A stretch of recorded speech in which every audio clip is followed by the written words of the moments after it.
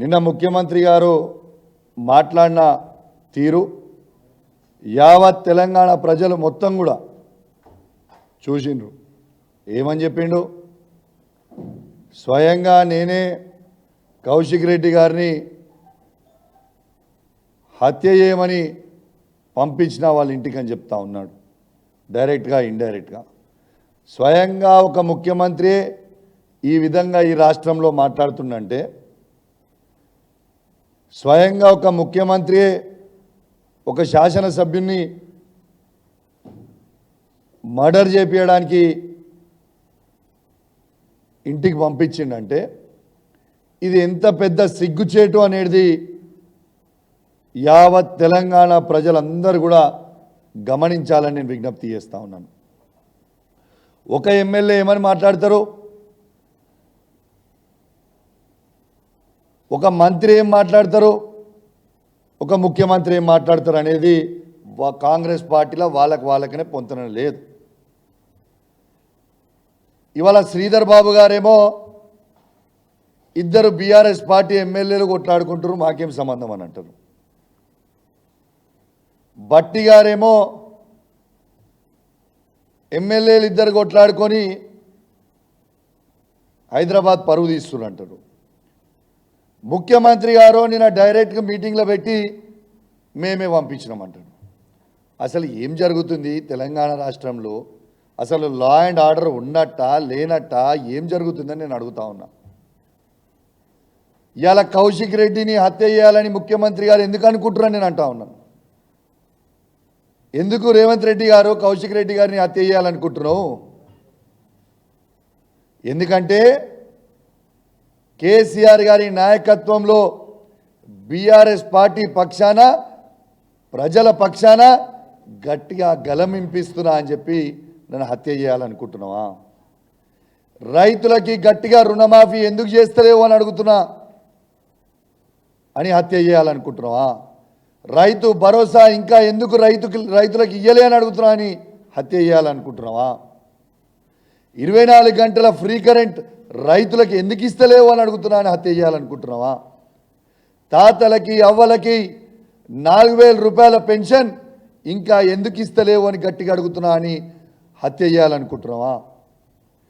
వికలాంగుల పెన్షన్ 6000 రూపాయలు ఇంకా ఎందుకు ఇస్తలేవు అని అడుగుతున్నందుకు హత్య చేయాలనుకుంటున్నావా? ఆడబిడ్డలకి పెళ్లి చేసిన ఆడబిడ్డలకి ఇంకా తులం బంగారం ఎందుకు ఇయ్యలే అని అడుగుతున్నాను హత్య చేయాలనుకుంటున్నావా? హత్య చేయాలనుకుంటున్నావా? గురుకుల స్కూళ్ళల్లో పిల్లలకి మంచి భోజనం ఎందుకు పెడతలేవు అని నేను అడుగుతున్నందుకు నన్ను హత్య చేయాలనుకుంటున్నావా? దేనికోసం నన్ను హత్య చేయాలనుకుంటున్నావు అని చెప్పి నేను అడుగుతా ఉన్నాను.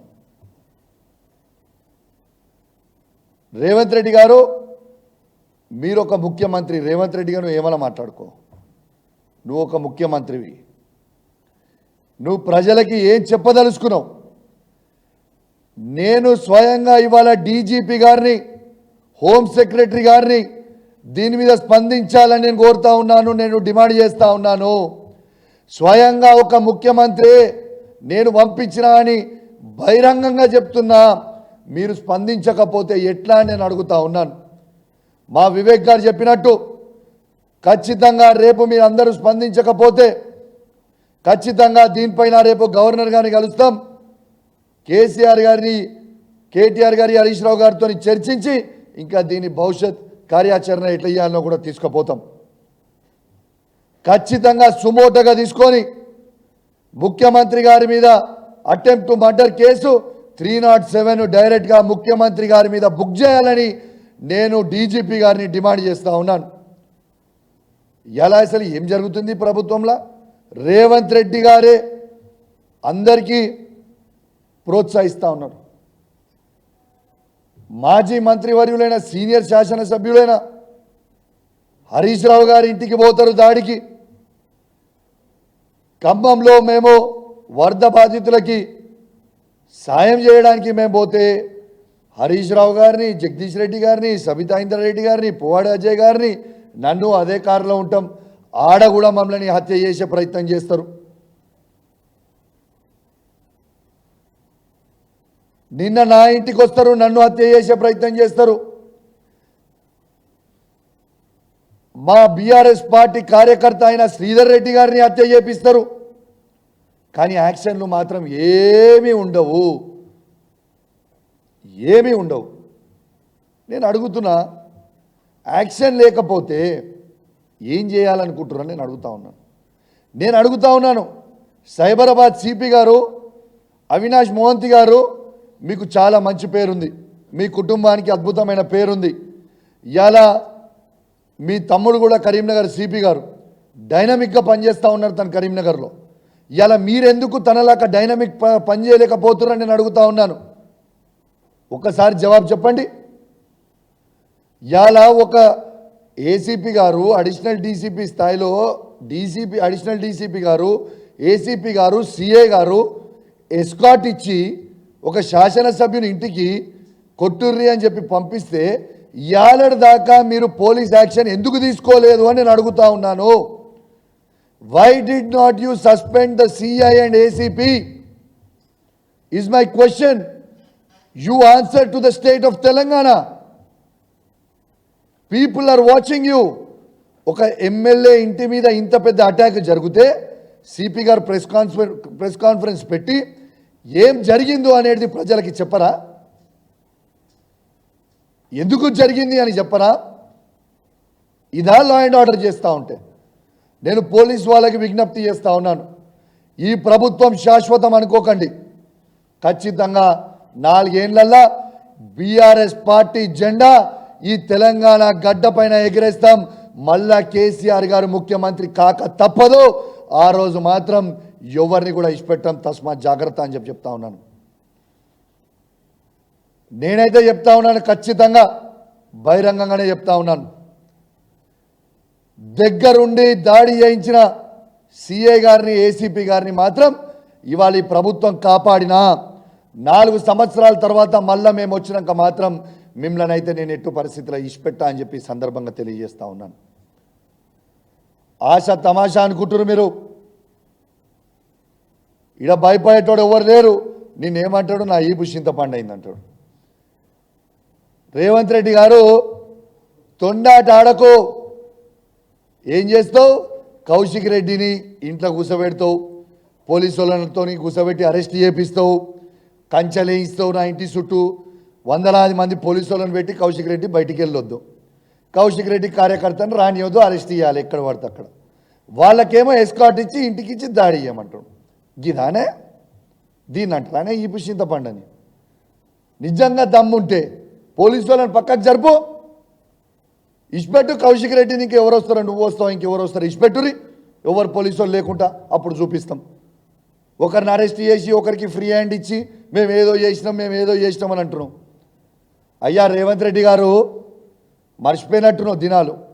ఓటు నోటు కేసులో నీ ఈపు చింతపండు అయింది, మర్చిపోయినావా? 6 గ్యారెంటీలు అమలు చేయకపోతే మహబూబ్ నగర్ ప్రజలు నీ ఈపు చింతపండు చేసింది, మర్చిపోయినావా?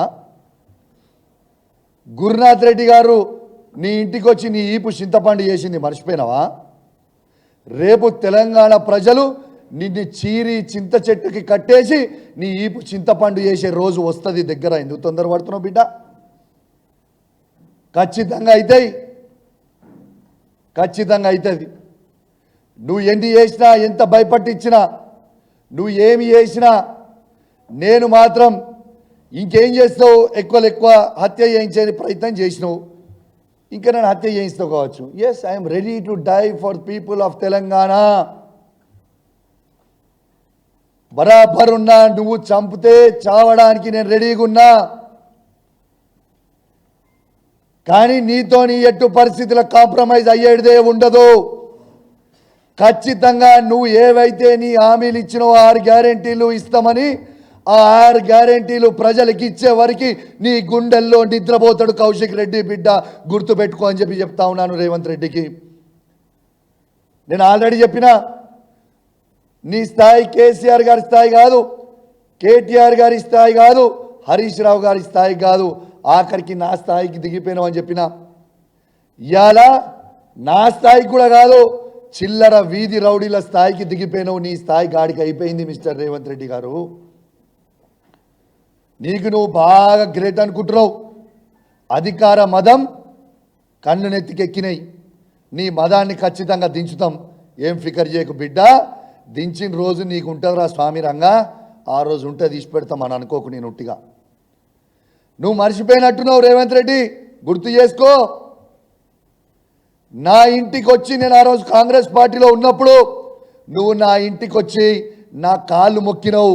నేను నన్ను పిసిసి ప్రెసిడెంట్ చెయ్యి, దయచేసి సపోర్ట్ చెయ్యి అని చెప్పినావు. ఆ రోజు మర్చిపోయినావా బిడ్డ? ఆ రోజు నువ్వు నా కాళ్ళు మొక్కితే నిన్ను పిసిసి ప్రెసిడెంట్ అన్నాడు, నేను చేసిన. కానీ గుర్తుపెట్టుకో, ఏ విధంగా నిన్ను ఆ రోజు పిసిసి ప్రెసిడెంట్గా చేసినో, ఇవాళ కేసీఆర్ నాయకత్వంలో మళ్ళా నిన్ను సీఎం పదవి దించే వరకు నిద్రపోకుండా పనిచేస్తా బిడ్డ, జాగ్రత్తలు చూసుకో అని చెప్పి సందర్భంగా నేను హెచ్చరిస్తా ఉన్నాను. ఇవాళ తెలంగాణ ఇంద్రమ్మ ఇళ్లలో చంద్రన్న చెట్లు నాడుతున్నావు. తెలంగాణ ప్రజలు నీ ఈపు చింతపండు చేసే రోజు దగ్గరగా ఉంది బిడ్డ, నువ్వు వెయిట్ అండ్ వాచ్ అని చెప్పి చెప్తా ఉన్నాను. నీ నోటికి వచ్చినట్టు మాట్లాడుతున్నావు. నీ అయ్యా జాగి రాబాయి తెలంగాణ. నువ్వు భయపట్టిస్తే భయపడికి ఈడే మన చేతు, భయపడితే భయపడికి ఉన్నా అనుకుంటున్నావు ఏంది? భయపడే ప్రసక్తే లేదు, గుర్తుపెట్టుకో. నీకు ఇంకోటి కూడా చెప్తున్నా, చాలా మందితోని ఆయన చిల్లర గుండాగాలతోని నాకు ఫోన్ చేపిస్తా ఉన్నాడు. నిన్ను ఖచ్చితంగా హత్య చేస్తాం, నిన్ను చేసి తీర్తాం అని ఫోన్ కాళ్ళు నాకు ఎవ్రీ డే వస్తూ ఉన్నాయి. నేను అడిషనల్ ఇంటెలిజెన్స్ శివధర్ రెడ్డి గారికి నేను ఆల్రెడీ పంపించిన ఫోన్ నంబర్లతో సహా. నేను ఈ వేదిక ద్వారా మొత్తం చెప్తున్నా, యావత్ తెలంగాణ ప్రజలందరికీ కూడా చెప్తున్నా, మీకోసం నేను చావడానికైనా సిద్ధంగా ఉన్నా. కానీ ఏనాడైనా నన్ను హత్య జరిగితే ఖచ్చితంగా దీనికి రేవంత్ రెడ్డి గారే బాధ్యత అని చెప్పి సందర్భంగా తెలియజేస్తా ఉన్నాను.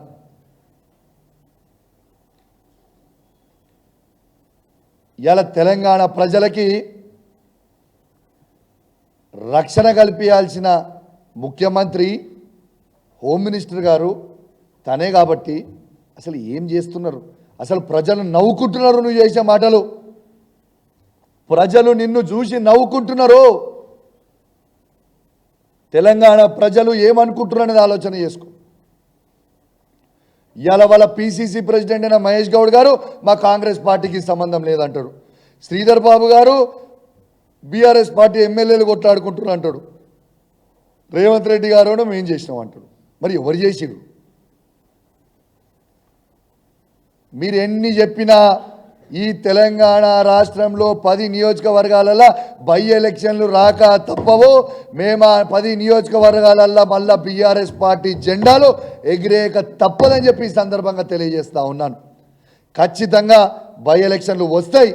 ఖచ్చితంగా కేసీఆర్ నాయకత్వంలో గట్టిగా పనిచేసి బీఆర్ఎస్ పార్టీ జెండాలు ఎగిరేస్తాం. రెండోది, నువ్వు గీ మాటలు చెప్పుకుంటూ గీ భయపెట్టించదలుచుకుంటే నీకు నా సంగతి బాగా తెలుసు రేవంత్, గుర్తుపెట్టుకో. ఏదో రోజు ఖచ్చితంగా బాధపడతావు. కౌశిక్ రెడ్డి జోలికి ఎందుకు పోయినా, నా జోలికి వచ్చినోడు ఎవ్వరు కూడా కథం పట్టించిన తప్పితే నా జీవితంలో నేను ఏదైనా అడిగేసిందంటే నా జీవితంలో విజయమే చూసిన. నాతో పెట్టుకున్నోడు మళ్ళీ తిరిగి వెనుకకి పోలేదు. ఖచ్చితంగా నీకు కూడా అదే అవుతుంది, రాసి పెట్టుకో రేవంత్ అని చెప్పి సందర్భంగా తెలియజేస్తూ, ఇవాళ నువ్వు మాట్లాడిన మాటలు మరొక్కసారి తెలంగాణ ప్రజలందరినీ కూడా ఏ విధంగా ఈ తెలంగాణని శాంతి భద్రతలని నాశనం చేస్తుండో రేవంత్ రెడ్డి అనేది యావత్ తెలంగాణ ప్రజలందరూ కూడా గమనించాలని కోరుకుంటూ సెలవు తీసుకుంటా ఉన్నాను. జై తెలంగాణ, జై కేసీఆర్. Thank you.